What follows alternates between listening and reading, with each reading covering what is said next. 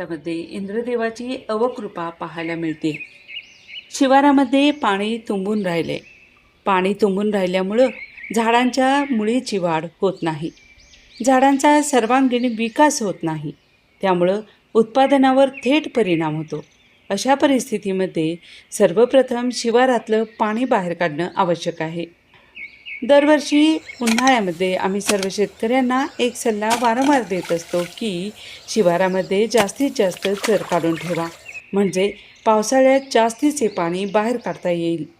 पूर्वी 2 चर असतील तर तिथे 4 चर काढा। रान वापस्यात लवकरात लवकर कसे येतील ते पहा। काही शेतकऱ्यांनी या सल्ल्याचा प्रामाणिकपणानं अवलंब केला, तर काही शेतकऱ्यांनी हा सल्ला ऐकून दुर्लक्ष केलं।